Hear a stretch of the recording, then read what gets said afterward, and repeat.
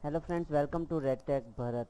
Okay, तो last video में हमने बात की थी प्रैक्टिकल्स क्वेश्चंस की। तो प्रैक्टिकल्स और इस वाइवा की सीरीज़ के अंदर हम नेक्स्ट वीडियो या फिर हम इसी वीडियो के अंदर हम बात करने वाले हैं कुछ प्रैक्टिकल इक्विपमेंट्स के बारे में, जिनके बारे में हमेशा क्या किया जाता है, एग्जामिनर्स के द्वारा कुछ इक्विपमेंट्स और इंस्ट्रूमेंट सामने रख दिए जाते हैं और उनके बारे में क्वेश्चंस और वाइवा के अंदर उसमें ही कुछ क्वेश्चंस किए जाते हैं। और कई बार प्रैक्टिकल के दौरान भी हमसे उनके बारे में क्वेश्चंस पूछ लिया करते हैं। तो आज हम उन्हीं के बारे में कुछ देखने वाले हैं। जो भी सारे इक्विपमेंट्स हो गए, कुछ सिंबल्स हो गए, जैसा कि जो भी हम डेली वर्किंग के अंदर जो इंस्ट्रूमेंट यूज़ लेते हैं, जिस पे हम वर्क करते हैं, वो सारी चीज़ें आज हम इस वीडियो के अंदर देखने वाले हैं। तो वीडियो को देखते रहिए एंड तक, इसमें बहुत सी जानकारी हमें मिलने वाली है। ओके, तो आज के इस प्रैक्टिकल और वाइवा की सीरीज के अंदर हम ये वीडियो को शुरू करते हैं एक रेडियोलॉजी सिंबल के द्वारा। ओके, तो सबसे फर्स्ट हम रेडियोलॉजी सिंबल को देखते हैं। इस सिंबल को जनरली हमेशा हम जब भी रेडियोलॉजी फील्ड की हम बात करते हैं तो हमें इस प्रकार के सिंबल देखने को मिलते हैं। ये सिंबल मोस्ट कॉमनली या इंटरनेशनल सिंबल है रेडिएशन का। क्या होता है कि जब भी कभी हम किसी भी रेडिएशन फील्ड के अंदर अगर हम बात करते हैं रेडिएशन फील्ड की, तो रेडिएशन फील्ड के अंदर हमें हमेशा ये सिंबल देखने को मिलता ही है। बेसिकली ये इंटरनेशनल सिंबल है। ओके, तो इस रेडिएशन सिंबल से क्या होता है कि ये सिंबल हमें इंडिकेट करता है, क्या करता है, ये हमें इंडिकेट करता है, दर्शाता है कि इस फील्ड में या इस जगह पर क्या हो रहा है, रेडिएशन का यूज़ लिया जा रहा है और जो भी यहाँ पे वर्क हो रहा है वो रेडिएशन के यूज़ से हो रहा है। ओके, तो देखते हैं एक और साइन बोर्ड जिसके ऊपर लिखा हुआ है question radiation area keep out, यानी कि ये रेडिएशन एरिया है। ये एक चेतावनी दे रहा है, अपन को सूचना दे रहा है कि ये रेडिएशन एरिया है, यहाँ से आप दूर चले जाए या फिर आप प्रॉपर सिक्योरिटी के साथ या प्रॉपर जो प्रिकॉशंस वगैरह है उनके साथ ही इसमें एंटर हो गए। ओके, तो ये आपके लिए ये रेडिएशन फील्ड का है। हमेशा एग्जामिनर नॉर्मली जब क्वेश्चंस करता है कि आप रेडियोलॉजी फील्ड से हैं तो इस सिंबल का आपके जो रेडियोलॉजी या आपके जो हेल्थ वर्क में है इसका क्या रोल है, तो इस सिंबल का रोल हमें पूछ लिया जाता है। ओके, तो इस सिंबल का ये मीन हो गया। ओके, नेक्स्ट हम बढ़ते हैं प्रैक्टिकल इक्विपमेंट के बारे में जिसके साथ हम डेली वर्क करते हैं। डेली वर्क जैसा कि आप सब लोग जान गए होंगे कि ये है क्या, ये एक्सरे ट्यूब है। ओके, तो एक्सरे ट्यूब के अंदर हम देख सकते हैं कि जनरली इसमें क्या होते हैं। एक्सरे ट्यूब के अगर पार्ट्स की बात करें तो एनोड, कैथोड, जैसे कि एक्सरे ट्यूब की जब भी हम बात करते हैं, एक्सरे ट्यूब के कौन कौन से इक्विपमेंट्स या कौन कौन से इसमें कंपोनेंट हो गए, तो इसके अंदर आते हैं कैथोड, एनोड, ओके, और इसके कॉलीमेटर आ गए, कॉलीमेटर जो कि एक्सटर्नली लगता है इसके अंदर, कॉलीमेटर आ गए, रोटर आ गए, ओके, फोक्सिंग कप हो गए ना, फोक्सिंग कप हो गया। और भी इसके अंदर बहुत सी ये जो केबल्स हो गई, ये सारी केबल्स हैं किस प्रकार से, और वो सारे इसके अंदर क्या होता है जो वैक्यूम पाइप वगैरह हो गए, ये सारी वैक्यूम ट्यूब वगैरह, ये सारे इसमें एक्सरे ट्यूब के कंपोनेंट्स आते हैं। तो जब भी हम क्या करते हैं कि प्रैक्टिकल्स के अंदर एग्जामिनर्स के द्वारा क्या पूछा जाता है कि जैसे कि ये सिंबल हमें इंडिकेट करते हैं, हम इस सिंबल के द्वारा हम पहचान सकते हैं। एग्जामिनर्स दरअसल क्वेश्चंस क्या करते हैं कि जो ये कैथोड की साइड और एनोड की साइड हमेशा हमें पूछ ली जाती है कि एनोड साइड कौन सी है इस एक्सरे ट्यूब के अंदर और कैथोड साइड कौन सी है। तो हमेशा हम इस सिंबल के द्वारा ही पहचान कर पाएंगे कि जो ये पॉजिटिव वाला सिंबल है। ओके, जब भी हम देखते हैं ट्यूब के ऊपर पॉजिटिव सिग्नल है ना, या फिर हम पॉजिटिव सिंबल को देखते हैं तो पॉजिटिव सिंबल है एनोड का। ओके, एनोड का, यानी कि ये वाला पार्ट एनोड नहीं है, ये वाला पार्ट क्या है, ये वाला पार्ट है जो कि ये केबल सॉकेट इसको अपन कहते हैं। ओके, तो ये जो पार्ट है वो है cable socket. Okay, cable socket, cable socket. अब जब हम पॉजिटिव वाले की बात करते हैं तो केबल सॉकेट कौन सा हो गया, पॉजिटिव वाला कह दिया, पॉजिटिव केबल सॉकेट या फिर एनोड। ओके, तो दरअसल जो एनोड वाली साइड है वो इस तरफ है। ओके, तो ये वाली एनोड साइड है। हमेशा एग्जामिनर डायरेक्टली क्वेश्चन कर सकता है कि एनोड साइड कौन सी है इस एक्सरे ट्यूब में, देख के बताओ। तो हम पॉजिटिव जो है, पॉजिटिव जो सॉकेट है केबल का, उस तरफ हमारा कौन सा है, एनोड वाला पार्ट है। ओके, तो ये हो गया एनोड पार्ट। और जब हम बात करते हैं नेगेटिव सिंबल की तो कैथोड वाला पार्ट हो गया, ये कैथोड साइड हो गई। कैथोड साइड कह दो या फिर क्या कहेंगे, केबल सॉकेट है, ये केबल सॉकेट है नेगेटिव वाला जो किसको दर्शाता है, कैथोड साइड को। ओके, ये हो गई कैथोड साइड, कैथोड साइड हो गई नेगेटिव। ओके, तो ये सिंबल से हम पहचान सकते हैं। और जब हम बात करते हैं जो ये होल्स की, ओके 1 2 3 4। तो ये जो 4 होल्स दे रखे हैं ये क्या है, माउंटेनिंग, ये स्क्रू होल है जहाँ पे क्या किया जाता है कि जो एक्सरे ट्यूब होती है, ओके, तो उसको यहाँ पे क्या किया जाता है, माउंटेन किया जाता है। ओके, तो ये चारों स्क्रू हैं जहाँ पे ट्यूब के माउंटेन किया जाता है। ट्यूब इस प्रकार से माउंटेन होती है इसके ऊपर, ओके, ताकि उसके द्वारा हम एक कॉलीमेटर भी इसके ऊपर फिक्स वगैरह रहते हैं। और जो हम ये बात करते हैं कि जो ये हाउसिंग वगैरह की, कि ट्यूब की हाउसिंग हो गई, ये सारा जो भी मेटेलिक वगैरह इससे कवर हो रखा है, ओके, तो ये सारी हम जब भी बात करते हैं ये बात करते हैं ट्यूब हाउसिंग की। ट्यूब हाउसिंग मतलब ट्यूब तो क्या है, एक्सरे ट्यूब क्या होती है, एक वैक्यूम ट्यूब है। वैक्यूम ट्यूब अगर डायरेक्टली हम वैक्यूम ट्यूब रखेंगे तो ये क्या हो सकती है, इसको किसी भी इक्विपमेंट्स या किसी भी मिस हैंडलिंग के कारण ये क्या हो सकता है, इसका वैक्यूम टूट सकता है, या फिर ये कांच की जो है ये टूट सकती हैं, यानी इसका वैक्यूम हट जाएगा। तो इसलिए हम इसकी क्या करके रखते हैं, हाउसिंग, ताकि प्रॉपरली इसकी हैंडलिंग वगैरह होती रहे। ओके, तो ये ट्यूब हाउसिंग का रोल होता है। ओके, तो ये सारे ये इसके ऊपर लेबल दे रखा होता है जिस पे खासी जो इसकी जो मार्किंग्स वगैरह होती हैं, ये कितने पे वर्क कर रही है, ये सब कुछ इसकी जो लिखी होती है क्वेश्चन वगैरह, या इसके प्रति हमें किस प्रकार इसकी हैंडलिंग करनी, ये सारी इसके ऊपर इंडिकेट रहती है। ओके, तो एक्सरे ट्यूब को हमने देख लिया है, एग्जामिनर्स बहुत बार एक्सरे ट्यूब पे क्वेश्चंस करते हैं। ओके, नेक्स्ट हम देखते हैं एक्सरे कैसेट के बारे में। ये कैसेट है dark room cassette. Okay, dark room cassette है जिसके अंदर क्या किया जाता है, एक्सरे फिल्म को माउंटेन किया जाता है। एक्सरे फिल्म को एक्सरे फिल्म को माउंटेन किया जाता है। ओके, माउंटेन किया जाता है किसके बीच में, इंटेंसिफाइंग स्क्रीन के बीच में। ओके, तो ये दोनों तरफ आप देख सकते हैं, ये इंटेंसिफाइंग स्क्रीन है। इस इंटेंसिफाइंग स्क्रीन के बीच में क्या किया जाता है, एक्सरे फिल्म को माउंटेन किया जाता है।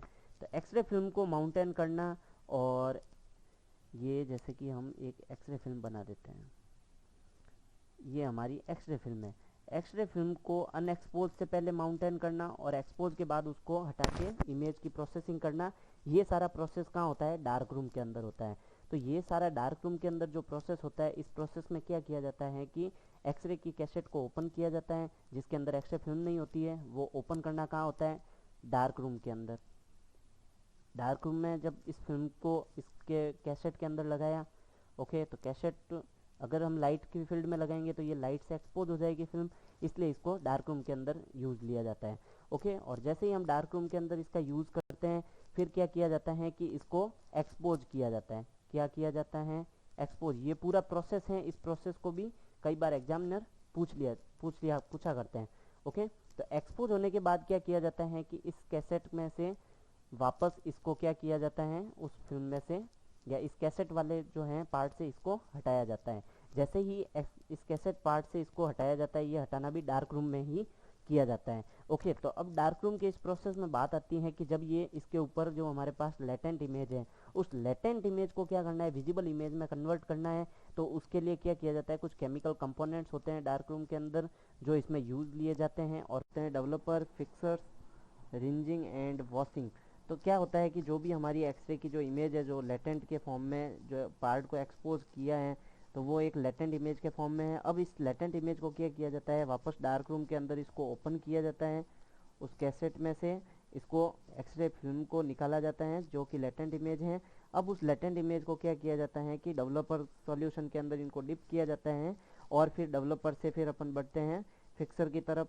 ये एक प्रोसेस होता है, फिर फिक्सर से वापस रिंजिंग की तरफ, और रिंजिंग से फिर फिल्म को वॉश किया जाता है। रिंजिंग और वॉशिंग प्रोसीजर में क्या होता है कि जो भी एक्सरे फिल्म है उसके ऊपर जो डेवलपर और फिक्सर्स के जैसे कुछ केमिकल कंपोनेंट्स हैं, ताकि उस फिल्म के ऊपर नहीं रहे, इसलिए हम क्या करते हैं, रिंजिंग और वॉशिंग वाला प्रोसीजर भी इसके अंदर यूज़ लिया जाता है। और लास्ट में फिल्म को क्या किया जाता है, ड्राई किया जाता है, ताकि वो एक इमेज हमारे परमानेंट रिकॉर्ड के रूप में हमें मिल जाए। ओके, अब देखिए क्या होता है कि जैसे कि हमने किसी पार्ट की या कोई भी एनाटॉमिकल पार्ट है जिसकी हमने रेडियोग्राफी ली, माना कि हमने चेस्ट की एक रेडियोग्राफी ली है, उस चेस्ट की रेडियोग्राफी में हमें लंग्स मिल गए हैं, हार्ट हो गया, ओके, और रिब्स हो गई। तो ये इमेज जब हम पहले एक्सपोज करते हैं तब ये इमेज इस प्रकार की इमेज होती है, बिल्कुल ही ब्लैंक, इसके अंदर किसी भी प्रकार की कोई एनाटॉमी हमें शो नहीं होती। जब ये हम इस एक्सरे फिल्म को क्या किया जाता है, केमिकल प्रोसेसिंग की जाती है, developer, fixer, rinsing, washing, drawing, ये सारे जब प्रोसेस होते हैं तो हमें एक परमानेंट रिकॉर्ड के रूप में जो एक्सरे की फिल्म मिलती है। ओके, तो ये होती है इसकी पूरी प्रोसेसिंग को। कभी कई बार इमेज की, डार्क रूम इमेज की हमें प्रोसीजर की भी पूछ लेते हैं, तो हमें ये चीज़ भी ध्यान में रखनी है। ओके, नेक्स्ट हम बात करते हैं कि हम बहुत से प्रैक्टिकल्स वर्क करते हैं जिसके अंदर हम एक्सरे फिल्म वगैरह देते हैं, तो कई बार एग्जामिनर हमें इन एक्सरे फिल्म के बारे में पूछ दे जाता है किसी भी प्रकार का एनाटॉमिकल पार्ट जिससे वो फिल्म एक्सपोज की हुई होती है, जिसके ऊपर इमेज का व्यू हमें दिख रहा है। जैसे कि ये स्कल लेटरल हो गया, या फिर हम इसे नेजल बोन का भी कह सकते हैं, नेजल बोन का एक्सरे है, या अपन कह सकते हैं स्कल लेटरल। ओके, जैसे हैंड का हो गया, हैंड ऑब्लिक व्यू, और ये हो गया जो टिप की डेंटल रेडियोग्राफी अपन जिसको कहते हैं। ओके, ये हो गई डेंटल रेडियोग्राफी। ओके, तो इस रेडियोग्राफी के बारे में भी कई बार क्वेश्चंस कर सकते हैं कि इसमें किसी भी प्रकार की कोई पैथोलॉजी वगैरह सीन होती है तो, या उसके बारे में पूछ लिया जाता है कि इसका इंडिकेशंस क्या होते हैं, कि किस जो है कि इसका क्या इंडिकेशन होगा जिसमें आपको ये रेडियोग्राफी लेनी पड़ी। ओके, तो इन सब बातों का हमें ध्यान रखना है, तो इन एक्सरे फिल्म को भी देखते रहना है। ओके, अब हम बात करते हैं कॉलीमेटर की। इक्विपमेंट्स की सीरीज के अंदर हम बात करते हैं कॉलीमेटर की। तो इस कॉलीमेटर का रोल कहाँ होता है कि जब हमें किसी पार्ट की जितनी रेडियोग्राफी हमें ज़रूरत होती है ना, जितने रेडिएशन के पार्ट की, जितने पार्ट के अंदर हमें इमेजिंग ज़रूरत है, या जितने पार्ट के अंदर हमें रेडिएशन को देना है। ओके, तो उसके लिए हम क्या करते हैं कि ये वाली चीज़ जो है कॉलीमेटर यूज आती है। कॉलीमेटर क्या करती है कि जो रेडिएशन का एरिया वगैरह होता है उस एरिया को क्या करता है, ये एक एरिया को बनाए रखता है। तो ये उस एरिया को एक दिखाता है कि हाँ भाई इतने एरिया की रेडियोग्राफी हमें करनी है। ओके, जैसा कि एक अगर उदाहरण के तौर पर अगर हम देखें तो क्या होता है कि जब हमें किसी हैंड की रेडियोग्राफी लेनी है, तो हैंड की रेडियोग्राफी में हम क्या करते हैं कि ये हमारा पूरा हैंड है। अभी हम बात करते हैं माना कि किसी फिंगर की रेडियोग्राफी हमें लेनी है, तो कॉलीमेटर के द्वारा हम क्या कर सकते हैं कि उस जो रेडियोग्राफी का जो व्यू आ रहा है तो उसके अंदर हम केवल फिंगर को ही प्रोजेक्ट करेंगे। जैसे कि इस फिंगर को हमें इस फिंगर का एक्शन लेना है, तो हम इस कॉलीमेटेड को इस प्रकार कॉलीमेटेड करेंगे कि केवल यही एरिया उससे कवर्ड हो। और जो कॉलीमेटर की एक विशेषता क्या होती है, कॉलीमेटर क्या करता है कि जिस एरिया में रेडिएशन लगनी है उस पार्ट में क्या दिखाता है, एक लाइट शो करता है। ओके, तो इस लाइट से हमें पता चल जाता है कि कितने पार्ट में रेडिएशन लगने वाली है। तो इससे क्या, ये एक रेडिएशन सेफ्टी के रूप में भी हम, जो नेचुरल मेथड हो गया रेडिएशन सेफ्टी का। ओके, तो इस प्रकार के मेथड को यूज़ लेके हम क्या कर सकते हैं, पेशेंट को भी डोज कम दे सकते हैं, और अगर पेशेंट को डोज कम लग रही है तो जो स्कैटर रेडिएशन और अपने को लगने वाली भी जो रेडिएशन होगी वो भी कम होगी। तो इसका रेडिएशन सेफ्टी में भी रोल है। और एक किस प्रकार से कह सकते हैं कि जितने पार्ट की हमें ज़रूरत है कि इतने पार्ट को एक्सपोज करना है रेडिएशन से, तो उतना ही पार्ट रेडिएशन से एक्सपोज होता है। ओके, तो कॉलीमेटर का रोल ध्यान रखना है। नेक्स्ट हम बात करते हैं डेली प्रैक्टिकल वर्क करते हैं, तो उसके अंदर एक्सरे एक्सपोजर पैनल जो है, या कंट्रोल कह सकते हैं, एक्सरे कंट्रोल पैनल हो गया, तो ये जनरली यूज लिया जाता है। तो कई बार यूज़ करते समय एग्जामिनर प्रैक्टिकल्स के समय हमारे से ये क्वेश्चंस कर सकते हैं। तो ये एक्सपोजर पैनल पे क्या होते हैं कि बहुत सारे बटन्स या स्विचेज होते हैं जो क्या क्या कर सकते हैं, एक तो एक्सरे ट्यूब या एक्सरे को ऑन ऑफ मोड में कर सकते हैं उसके ऊपर, और जब एक्सरे ट्यूब होने के बाद एक्सरेज के लिए या फिर किसी भी पार्ट को एक्सपोज करने के लिए एक्सरेज के लिए रेडी रहना, और प्लस उस पार्ट को एक्सपोज करना, तो ये भी इस पे प्रोसेसिंग के बटन होते हैं। प्लस KVMS को हाई लो करना, और MS वगैरह हो गए उनको भी हाई लो करना। ये एक स्क्रीन होती है जिसके ऊपर ये क्या होता है, एडिट रहता है। तो जैसे ही हम KVP या MS को बढ़ाते हैं कम करते हैं तो ये इस LED स्क्रीन पर शो होता रहता है। ओके, और जो जो किलो वोल्टेज पे मशीन को हैंडल करना है उस मशीन का भी एक अलग से इंडिकेट दे रखा होता है। और से इस पे बहुत से फैक्टर्स होते हैं, जैसे कि आजकल की जो मॉडर्न जो एक्सरे यूनिट्स आने लग गई हैं उसमें क्या होता है कि पेशेंट्स के थिकनेस, यानी पेशेंट थिन है, थिक है, या फैटी पेशेंट है, या मेल पेशेंट है, फीमेल पेशेंट है, ये भी सब कुछ इस पर इंडिकेट रहता है। और कई जो मॉडल्स जो आती हैं उसके अंदर इतनी भी फैसिलिटीज जो ऑटोमेटिक एक्सपोजर को वो क्या करता है, सेट करके रखता है। उसमें अपन को क्या करना पड़ता है, पार्ट को जो इस पार्ट की हम रेडियोग्राफी उस पार्ट को इसमें सेट करना रहता है। जैसे कि चेस्ट हो गया, ओके, लंबर वाला पार्ट हो गया, स्पाइन पार्ट हो गया, ये सारे पार्ट्स इसमें दिए हुए रहते हैं जिसके अकॉर्डिंग हमें ये करना पड़ता है। ओके, तो अब हम नेक्स्ट हम बात करते हैं एक्सरे मशीन के बारे में। तो एक्सरे मशीन क्या है कि जैसे कि जनरली अभी हमने एक्सरे ट्यूब को देख लिया था, कॉलीमेटर पार्ट को देख लिया है और एक्सपोजर पैनल को हमने देख लिया है। और इसके बाद बात आती है कि जो ये स्टैंडिंग वाले जो हैं, जो स्टैंडिंग पार्ट है, ये स्टैंडिंग मशीन है, और जो ये सुपाइन वाला कॉच वाला पार्ट है। तो इस पे जब रेडियोग्राफी होती है तो एग्जामिनर द्वारा क्या क्वेश्चंस किया जाता है कि स्टैंडिंग वाला कब या किस किस प्रकार की रेडियोग्राफी में हम स्टैंडिंग लेते हैं, या फिर कई बार उस पार्ट की रेडियोग्राफी पूछ लिया जाता है कि जैसे ये चेस्ट एक्सरे है, चेस्ट पीए है, तो इसको आप किस प्रकार से लेते हैं, स्टैंडिंग हो गया या सुपाइन। ओके, तो इस प्रकार के क्वेश्चंस कई बार किए जा सकते हैं। तो अभी हम देखते हैं कि स्टैंडिंग के अंदर जनरली कौन से एक्सरेज जो हम रूटीनली लेते हैं। तो जिसके अंदर आ गया चेस्ट आ गया, ओके, सर्वाइकल स्पाइंस के आगे जो स्पाइन एपीलैटरल होते हैं, एपीलैटरल और ऑब्लिक वगैरह हम ले सकते हैं, चेस्ट हो गया। और जो अगर हम बात करें तो जो चेस्ट के एपी व्यूज जो हो गए, एपी व्यूज जनरली तो सुपाइन में लिए जाते हैं, बट हम एपी व्यूज को हम स्टैंडिंग में भी ले सकते हैं अगर पेशेंट ज़्यादा सीरियस नहीं है या पेशेंट अगर चलने फिरने में समर्थ हैं तो एपी व्यू हो गया। ओके, और कई बार नी के जो होते हैं स्टैंडिंग व्यू लिए जाते हैं, नी के एपीलैटरल वो स्टैंडिंग एक्सरे दिए जाते हैं। ओके, तो ये बहुत सारी जो रेडियोग्राफी होती है स्टैंडिंग होती है। और जब हम सुपाइन की बात करते हैं, जैसे कि अगर स्टैंडिंग में एक एब्डोमन का भी लेते हैं, फ्लैट प्लेट एब्डोमन, ओके, तो उस एब्डोमन वाले पार्ट को भी हम स्टैंडिंग एक्सरे में लेते हैं। जब हम बात करते हैं सुपाइन पे, तो जिस पे पेशेंट को सुलाया जाता है उसको सबसे फर्स्ट क्या कहते हैं, कॉच पार्ट कहते हैं। कॉच क्या है, टेबल है जिसके ऊपर पेशेंट सोता है, और फिर क्या हम रेडियोग्राफी करते हैं उस पार्ट की। अब देखिए सुपाइन के अंदर कौन कौन से एक्सरे रहते हैं। सुपाइन में जैसे कि अगर चेस्ट के रूप में हम बात करें तो चेस्ट का एपी व्यू सुपाइन के अंदर लिया जाता है। फिर आ जाती है जितनी भी स्पाइन की रेडियोग्राफी होती है, जैसे थोरेसिक हो गया, thoracic, lumbar, sacrum, okay, sacrum, coccyx, okay, coccyx वगैरह, तो इन सारे की रेडियोग्राफी क्या होती है, सुपाइन के अंदर होती है। Okay, pelvis part, pelvis, hip joint, hip joint, ये सारी रेडियोग्राफी कहाँ होती है, सुपाइन के अंदर। ओके, और जो भी इमरजेंसी रेडियोग्राफी या जो आईसीयू रेडियोग्राफी होती है वो हमेशा सुपाइन में ही होती है। तो ये जो नॉर्मली जो क्वेश्चंस होते हैं वो एग्जामिनर्स के द्वारा किए जाते हैं, तो इन क्वेश्चंस के लिए हमेशा हमको प्रिपेयर रहना है। अब नेक्स्ट हम बात करते हैं कि पोर्टेबल या मोबाइल यूनिट के बारे में। ओके, पोर्टेबल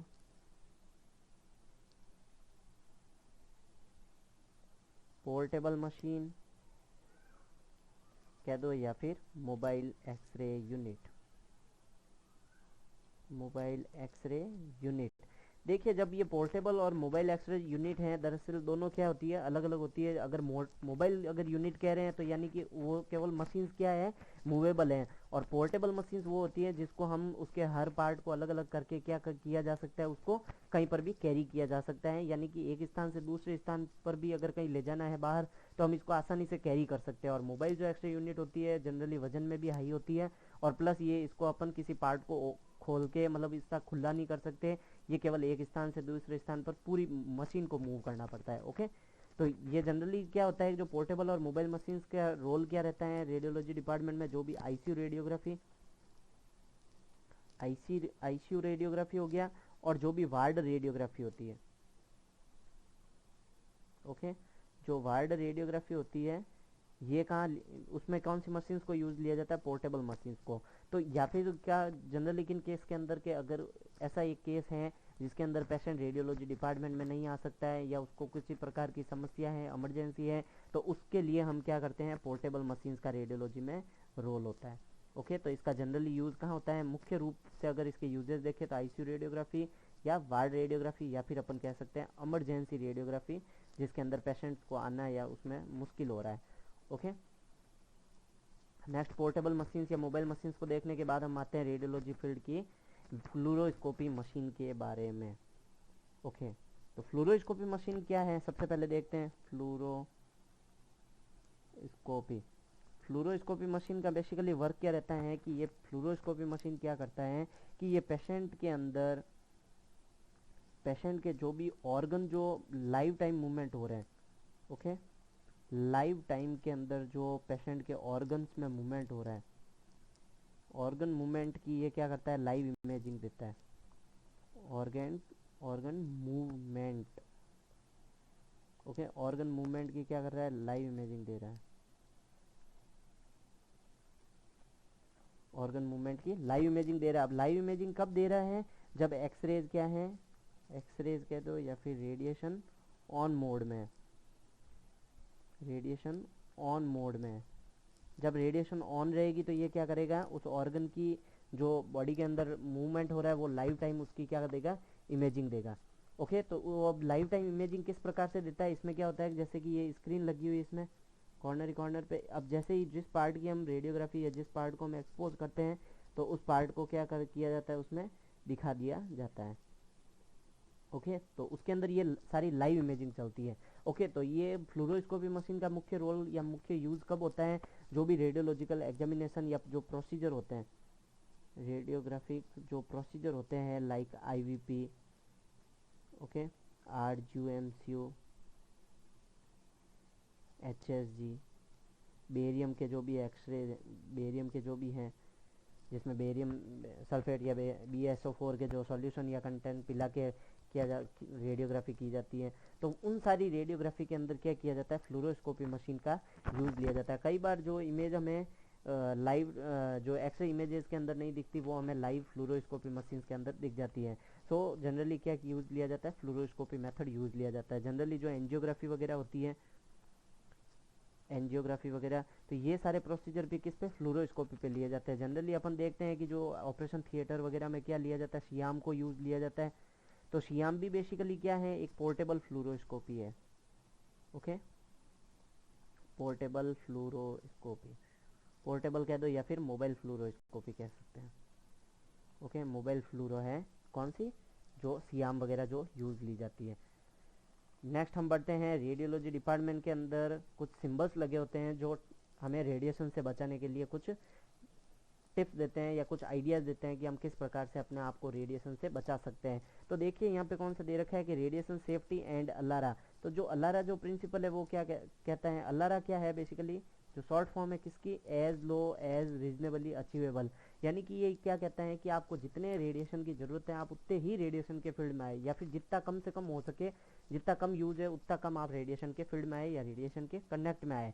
तो देखिए ये क्या कहता है कि अब ये अपन को क्या कहता है कि आप रेडिएशन से किस प्रकार से सेफ रह सकते हैं। तो यानी कि ये क्या कहता है कि रेडिएशन से सेफ्टी का रूल है एक तो, ओके, जो सेफ्टी का रूल है।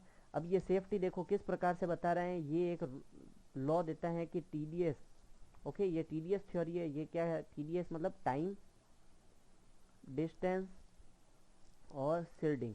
ओके, तो देखिए टाइम से क्या होगा कि आप जितना कम से कम टाइम जो यूज़ करोगे उसमें रेडियोलॉजी डिपार्टमेंट के अंदर, अपन किसकी बात कर रहे हैं, डिपार्टमेंट के अंदर, जितना कम टाइम आप रेडियोलॉजी डिपार्टमेंट में यूज़ करोगे उतनी ही कम रेडिएशन क्या होगी आपको लगने के चांस है। ओके, तो उतनी कम रेडिएशन लगेगी। और एक बात करते हैं डिस्टेंस की, डिस्टेंस की जब बात करते हैं तो अपन बात करते हैं रेडिएशन सोर्स से डिस्टेंस। ओके, जो रेडिएशन का सोर्स है उस सोर्स से क्या करेंगे अपन, डिस्टेंस रखेंगे। जितनी ज़्यादा अपन ने डिस्टेंस रखी उतनी कम अपन को रेडिएशन लगेगी। ओके, और नेक्स्ट जब हम बात करते हैं शील्डिंग मटेरियल, शील्डिंग मटेरियल अपन कह सकते हैं जो लेड की शील्ड होती है, जब अपन एक्सपोज करते हैं तो उस एक्सपोजर पैनल के आगे भी लगी होती है, और जो वॉल्स वगैरह होती है वो भी लेड इक्विप्ड होती है। और लेड के जो एप्रिन्स वगैरह होते हैं, थायराइड शील्ड्स, गोनाड मटेरियल्स, और ये सारे भी क्या किया जाता है, जो लेड की शील्डिंग युक्त होते हैं। तो शील्डिंग से भी हम जब शील्डिंग क्या करते हैं, शील्डिंग जो होता है TVT मटेरियल या फिर TVL मटेरियल कह सकते हैं, HVL मटेरियल होते हैं, उनके ये क्या होते हैं, बने हुए होते हैं। ओके, तो TVL और HVL जो मटेरियल होते हैं तो ये क्या करते हैं कि रेडिएशन के एटीन्यूशन या रेडिएशन का जो परावर्तन जो होता है उनको ये क्या करते हैं, कम कर बढ़ा देते हैं, ताकि हम रेडिएशन क्या हो उससे ट्रांसपेरेंट नहीं हो, हमारी बॉडी में नहीं लगे। ओके, तो टाइम, डिस्टेंस और शील्डिंग लॉ को हमने देख लिया। अब नेक्स्ट बढ़ते हैं कुछ शील्डिंग इक्विपमेंट्स की तरफ। शील्डिंग इक्विपमेंट्स में क्या आते हैं, सबसे फर्स्ट लेड एप्रिन। जब कभी भी हम एक्सरे रेडियोग्राफी वगैरह कर रहे हैं तो उसके अंदर हम क्या करते हैं, रेडियोग्राफी या किसी भी प्रकार के रेडियोलॉजिकल प्रोसीजर, ओके, या बेसिकली जब भी हम रेडियोलॉजी डिपार्टमेंट में वर्क कर रहे हैं, अब वो वर्क जब भी हम रेडिएशन से वर्क कर रहे हैं तब हम क्या करते हैं, अपने बॉडी को सेफ रखने के लिए हम क्या करते हैं, लेड एप्रिन को वियर करते हैं। लेड एप्रिन पूरी बॉडी को बचाता है, मतलब औसतन जो बॉडी के जो पार्ट होते हैं, जो ज़्यादा सेंसिटिव पार्ट्स होते हैं, उन पार्ट्स को ये क्या करता है, कवर कर लेता है और बॉडी के, और अपन को रेडिएशन से सेफ रखता है या उससे डायरेक्ट एक्सपोजर होने से हमें बचाता है। अब कई बार एग्जामिनर्स द्वारा क्या क्वेश्चंस किया जाता है, जो हम एक टीएलडी बेज वियर करते हैं, ओके, टीएलडी बेज जो कि मेजरमेंट डिवाइस है, हम सब जानते हैं। तो उस डिवाइस में क्या किया जाता है, एग्जामिनर्स क्वेश्चन करते हैं कि जब भी आप किसी भी प्रकार की रेडियोग्राफी कर रहे हैं तो आप जो टीएलडी जो बेज हैं उसको कहाँ वियर करते हैं। तो कई बार लेड एप्रिन के बाहर ये कहते हैं कि क्या लेड एप्रिन के बाहर, और बाहर अगर नहीं वियर कर रहे हैं तो उसका रीजन क्या है, और क्यों हम लेड एप्रिन के अंदर टीएलडी को वियर करते हैं उसका भी ये रीजन पूछते हैं। तो उन रीजन्स को आप जानते होंगे कि किस प्रकार से हम ये जो टीएलडी है लेड एप्रिन के अंदर पहना जाता है। बेसिकली जनरली अगर हम बात करें तो ये लेड कोट क्या कर रहा है, हमें रेडिएशन से बचा रहा है, और टीएलडी क्या करता है, जो हमें रेडिएशन लग रही है उसके बारे में अमाउंट बताता है।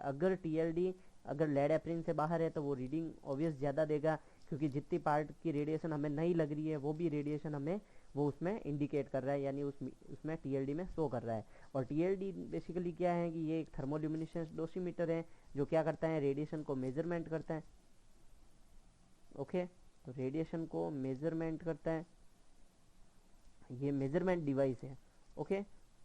तो कई बार एग्जामिनर्स कहते हैं कि क्या ये आपको रेडिएशन से सेफ्टी देता है, रेडिएशन से बचाता है, तो ये तथ्य भी गलत है कि रेडिएशन सेफ्टी यानी कि ये रेडिएशन से बचाता नहीं है, केवल क्या करता है, मेजरमेंट का वर्क करता है। नेक्स्ट बढ़ते हैं प्रैक्टिकल इक्विपमेंट्स की तरफ, या जो जनरली जो हम यूज़ ले रहे हैं रेडियोलॉजी डिपार्टमेंट में, एक thyroid shield, okay, thyroid shield, जैसा कि नाम से ही पता चल रहा है कि थायराइड शील्ड है क्या। थायराइड शील्ड क्या है कि जो थायराइड ग्लैंड या नेक वाला जो एरिया अपन कहते हैं, ओके, जो नेक एरिया है उसके ऊपर ये वियर किया जाता है, नेक वाले एरिया में वियर किया जाता है। और नेक वाले एरिया में वियर करना मतलब जो थायराइड जो सेंसिटिव ऑर्गन्स है रेडिएशन के प्रति, जो थायराइड जो ग्लैंड्स होती है वो क्या है, रेडिएशन से सेंसिटिव ऑर्गन है, तो इसलिए इसको प्रोटेक्ट रखने के लिए क्या किया जाता है, गले के अंदर या नेक वाले रीजन पार्ट के अंदर या उस थायराइड वाले पार्ट को कवर करने के लिए थायराइड शील्ड को पहना जाता है। ये भी लेड मटेरियल की बनी होती है। नेक्स्ट शील्डिंग मटेरियल की तरफ चलते हैं, लेड ग्लव्स की तरफ, ओके। सबसे फर्स्ट ये कौन से हैं, तो लेड ग्लव्स अपन कह सकते हैं। अब देखिए लेड ग्लव्स के यूज़ क्या है, बने हुए ये भी लेड से हैं, सेफ्टी का वर्क कर रहे हैं, ओके, रेडिएशन से हमें प्रोटेक्ट कर रहे हैं। पर ये लेड ग्लव्स कब यूज़ लिया जाते हैं, जब भी हम फ्लोरोस्कोपी मशीन पर जो भी हम प्रोसीजर ले रहे हैं, जैसे कि हो गया HSG, IVP,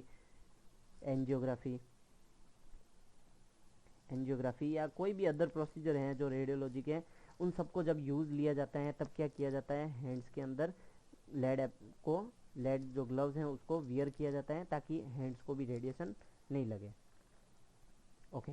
नेक्स्ट बढ़ते हैं गोनाड की तरफ, gonad shielding basically gonad word है जो रिप्रोडक्टिव ऑर्गन्स वगैरह के लिए यूज़ लिया जाता है। तो गोनाड शील्डिंग क्या कह रहे हैं कि गोनाड वाले जो भी ऑर्गन्स है, भले ही वो मेल में हो या फीमेल में हो, ओके, तो उन ऑर्गन्स को प्रोटेक्ट करने के लिए ये क्या किया जाते हैं, उस ऑर्गन्स पे वियर किए जाते हैं जिससे उन पार्ट्स को रेडिएशन नहीं लगे। अब उन पार्ट्स को बचाना ज़रूरी क्यों है कि क्या होता है कि जो ऑर्गन्स वगैरह जो होते हैं वो बहुत ही ज़्यादा सेंसिटिव होते हैं, जो रिप्रोडक्टिव ऑर्गन है, और रिप्रोडक्टिव ऑर्गन के अंदर कई बार रेडिएशन से ज़्यादा एक्सपोजर से कुछ भी जीन म्यूटेशन वगैरह या क्रोमोजोमल डिसऑर्डर वगैरह हो गए तो ये क्या बन सकती है दिक्कत, जो जेनेटिक भी हो सकती है, ओके। तो इसलिए रिप्रोडक्टिव ऑर्गन्स को बचाना भी ज़रूरी है, तो उसके लिए अपन क्या किया जाता है, जो गोनाड जो है शील्ड वगैरह वो यूज़ ली जाती है प्रोटेक्टर के रूप में।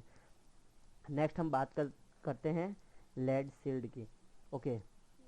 तो ये शील्ड जो है कब यूज़ ली जाती है, जनरली अभी अपन ने आगे भी देखा था कि जो एक्सपोजर पैनल वगैरह जो है, कई बार क्या होता है कि जो भी एक्सपोजर पैनल वगैरह उसके आगे लेड की ये मटेरियल्स जो यूज़ ली जाती है, शील्डिंग मटेरियल्स, ओके।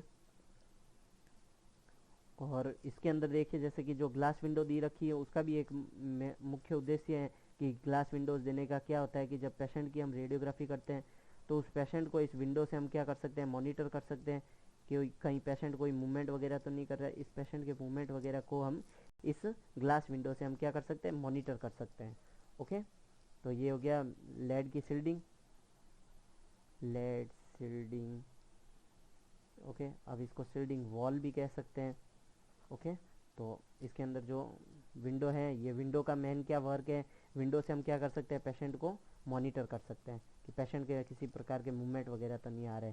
नेक्स्ट हम बात करते हैं TLD। Okay, TLD thermoluminescence dosimeter. तो जो थर्मोल्यूमिनेसेंस डोसीमीटर है, अब इसको थर्मोल्यूमिनेसेंस डोसीमीटर कहने का क्या मीन्स है, ये क्या करता है कि जो थर्मोल्यूमिनेसेंस जो है उस प्रिंसिपल पर वर्क करता है। अब देखिए थर्मोल्यूमिनेसेंस का मतलब क्या होता है कि थर्मोल्यूमिनेसेंस यानी जब इसमें इस प्रकार के मटेरियल होते हैं, अगर इन मटेरियल्स को क्या किया जाता है, एक जो थर्म होती है यानी हीट है ना, तो उसको जब हीट करेंगे तो उसमें से क्या होती है, ल्यूमिनेसेंस के रूप में रेडिएशन बाहर की तरफ आती है।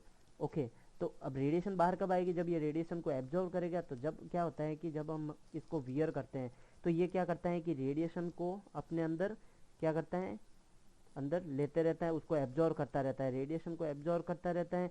अब क्या होता है, जब इसकी रीडिंग को मेजरमेंट करने के लिए जब ये जाता है, ओके, जनरली ये कहाँ जाता है, बार्क बाबा एटॉमिक रिसर्च सेंटर के अंदर जाता है।